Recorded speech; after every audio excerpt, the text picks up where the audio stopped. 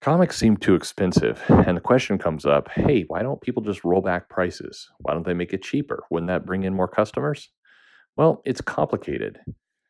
A couple people like Peter Samedi have started their business out with a lower price point, and it works for them. But it's harder for bigger publishers. I want to explain why.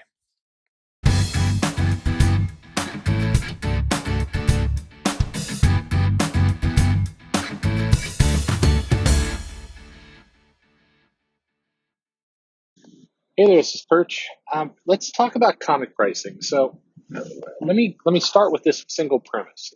The premise is, okay, we want to try and ease back the prices of comics. Let's assume for the moment that it's a true statement. I do think it is actually true in real life, but some people don't agree with this. So I'm trying to lay the boundaries of what we're talking about.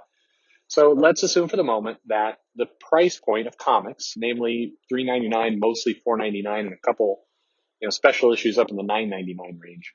Let's assume for the moment that's just too expensive for the market. And what we're seeing right now is a slow erosion of customers. We're seeing fans basically being priced out of being regular collectors. And when they're priced out of being regular collectors, they collect less. And so they're buying fewer issues, and ultimately they're not getting hooked like they used to into comics and storylines and other things. And so it's having an erosion effect across all the different comics. Let's assume those are the ground rules. What we want to do is we want to try and figure out a way to stop the bleeding and keep customers engaged and not price them out of the market. Now, for the just being fair with the discussion, there are people who believe that's not true, that the cost of comics is what the market will bear, and that price isn't a big factor. There are other factors maybe contributing to fewer collectors and other things, but price isn't it. You may be right, but that's not what we're going to be talking about today. Right now, we're going to be assuming that we've got a problem. So, as I mentioned before, if you just go across the board, if Marvel wakes up tomorrow and says, you know what, we're going to 250, that's what we're going to do. 249 is going to be the comic. So starting in October, 249, here you go. And the price is just different. It's just reduced using the same exact system, meaning the same kind of percentage and revenue share for the store, meaning the same, money for Diamond and so on. If they do that, then the consequence, if they did it in one basic movement all at once, is that Diamond would probably file for bankruptcy. I think it would have a destructive effect on Diamond, and it would have a destructive effect on the stores because the majority of stores, primarily whose business is new comic sales, which is most of them, would suddenly have their largest kind of output, cut in half. The dollar amount would cut in half, and then likely if Marvel did it, DC would have to follow suit to remain competitive, and it would basically crater stores because you wouldn't get new customers fast enough. It would make the existing customers happy, but it's very uncertain. In fact, it's that's not just uncertain; it's positive that you would not gain customers at the same rate as the price drop. What I mean by that is if suddenly you had a customer who bought 10 comics, let's say, and the price went from $4.99 to $2.50, that customer is not going to go, well, hooray, I'm going to go ahead and pick up an extra, 8 comics right now because I've got more money. They would leave the shop happy, feeling like they saved money, of course, which isn't a bad thing. It's normal human behavior. But you wouldn't see kind of the price drop make up the gap. Customers don't come in with $50 and say, I'm spending $50, whether it's $2.99 or $4.99 or whatever. They have just 50, they buy the comics they're interested in. Over time, I absolutely believe the price drop would bring in new customers. And I believe it would cause customers to be a little bit more experimental with things that they're wanting to buy. They would try new titles and they would do other things. I think that's also true. But the key word there is over time. And the over time would take longer than the ability for the comic shop to weather and survive. A couple would, the real big guys probably would, but it would hurt them just as much because they have a lot of volume. So you'd see a big problem. And like I said, the other problem you'd see is I think that would crush the distributor. And even though Diamond is a headache, the challenge is what distributor would step up to take on that responsibility and that burden, particularly in the midst of a price drop where they're basically being promised coming in that they're going to make less. That's a tough business sell for anyone. So what do you do? Well, I think there's a couple steps that you can start right now that would not have a destructive effect on stores and would actually get you back in alignment with price. The first and clear idea is don't stop raising the price. So it's if you're at $4.99, $3.99, $4.99, whatever price you're at right now with your comics, hold it, and don't go for a $9.99 issue, particularly one where you've got like a regular comic and you're shoving in a reprint of an old story and maybe some variant covers and a couple kind of backup stories that are remnant. What I mean by that is that publishers often have what they call remnant stories, where it's a tale that doesn't have clear hooks to any particular moment in time, and they're able to push those in. Maybe they were samples that were commissioned and just not printed. Maybe they were trying out a new creative team. Who knows? There's a lot of ways this can be done, but they're left with some excess content, and that excess content often finds its way into anniversary issues or annuals or other things where they're trying to pad out the pages, and that's cool. But one idea is have those anniversary issues and keep the same price. Now you might go, well, wait a minute, but if you're taking a 22-page comic and you're selling $4.99, and then you have an issue 300 that's 80 pages and you're selling that for $4.99, isn't that going to confuse the market? And the answer is yeah, a little bit. It definitely will confuse the market to some extent, but the positives will outweigh the negatives. It can be positioned and seen as a gift to fans, as a thank you for following along and being a collector and be part of this run. We're giving you an anniversary issue that is the same cost, but with more content, benefit to you. Who pays for that? Well, I mean, the publisher. The publisher is going to make less money on that, and they're going to spend a little bit more. But the amount that they spend more on the title is almost certainly going to be less than the additional sales they will get because of the anniversary issue, with one exception. And here's where you're like, well, wait a minute, your math doesn't quite work out.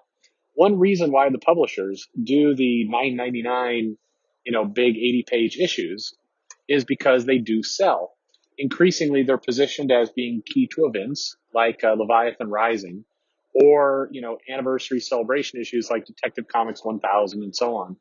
And so fans feel almost like they don't have a choice. I mean, they're kind of happy about getting this anniversary issue, but they also don't really feel like they have a choice to opt out of this expensive comic. It's kind of the phrase I've heard is it's a price of doing business. In other words, it's a price for me as a reader to follow along with this store that occasionally I'm going to get dinged for $10.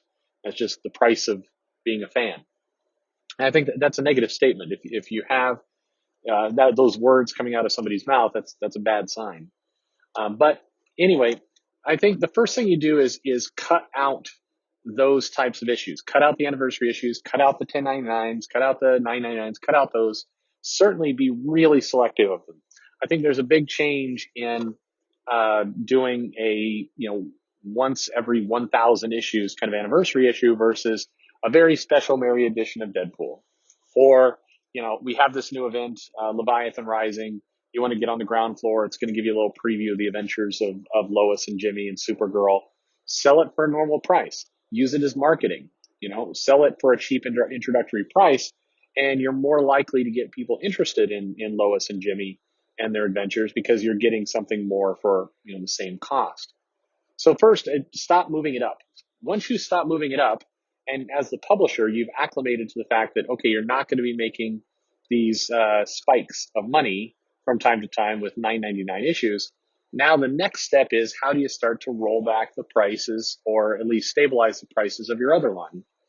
Well, you have right now a bit of a disjointed system where you've got some titles at $3.99, some titles at $4.99.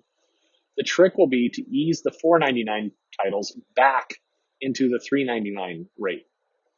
And here's where you got to do it carefully. Maybe you do it in alignment with relaunches and other things, but you got to just slowly ease it back. And the key will be ease it back in such a way that it doesn't look like a price cut as much as a stabilization of your price.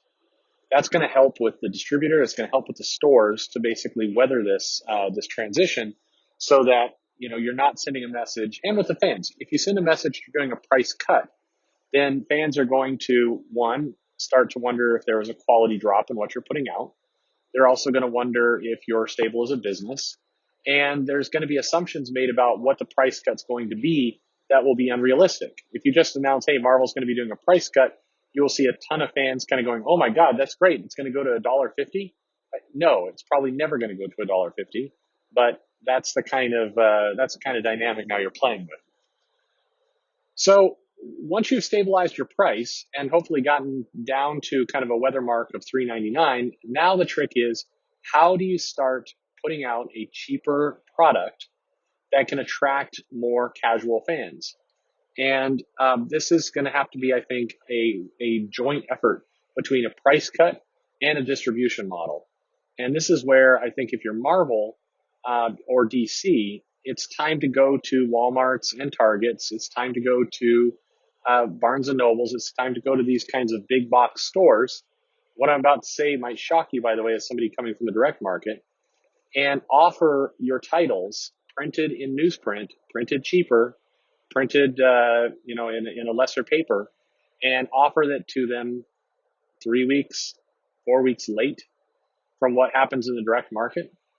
Basically recreate what you had in the late 80s, which was not a perfect system by any stretch of the imagination, but create a system where the direct market gets higher quality paper, in theory, a higher quality comic at a higher price, say $3.99, and they're getting it earlier. They're getting it 2 to 3 weeks earlier than, quote unquote, the newsstand.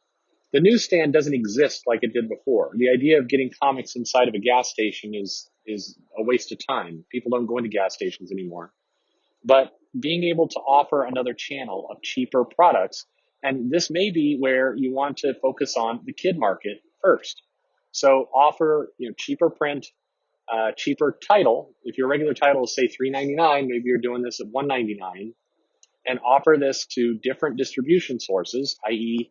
the bookstores. Maybe you carve a deal out with Scholastic that you can have subscriptions there where kids can actually sign up for a subscription rather than a book, and it's coming in this cheaper format of paper and also with a price break. But basically, your whole goal here is to attract new readers.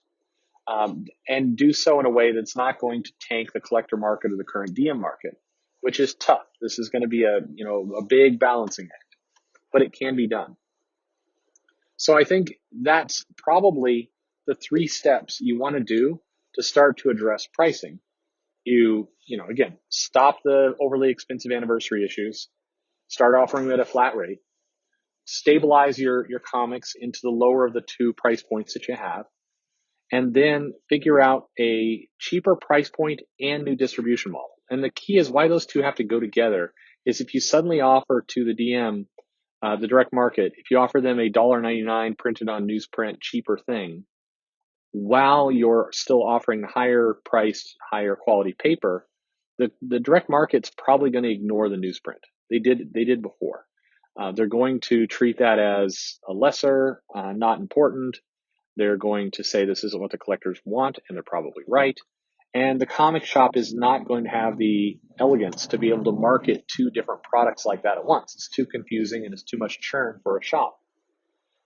Now, you may very quickly say, well, wait a minute, what about Alterna?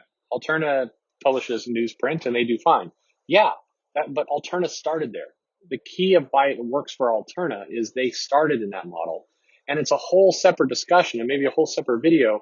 If you are a new comics publisher, if you're coming into this with a new line, or let's say you've destroyed your line and you're bleeding money, then you can reboot your entire line and take this model, and it would be smart to do so. And comic shops and others are not going to be objecting to you offering a cheaper newsprint option because you set the price model where you want it from the beginning. You're not taking anything away from anyone. You're starting it where it should be. And I think that's absolutely a good entry point into the market. I think if some aggregator wanted to come along to all the Indiegogo and crowdfunded projects, the Kickstarter projects, and offer a kind of drop ship printing model on newsprint for a low price, I think that would be hugely beneficial to the properties and to kind of curating a line. I think that's all great. It would be very hard for that to work for Marvel and DC if you just cold turkey flip the switch and went in that direction. You've got to ease yourself into it. And those are the kind of ways that I think you could do it. So that's my thoughts initially. There's lots more, but this is, I think, the conversation around how do we fix the price, how do we fix getting more people into comics and making it accessible is an important one. And so that's let's keep talking about it. Let's share ideas and figure out an answer here, because there is an answer. It just it may not be the most intuitive, and it's definitely not going to be the fastest.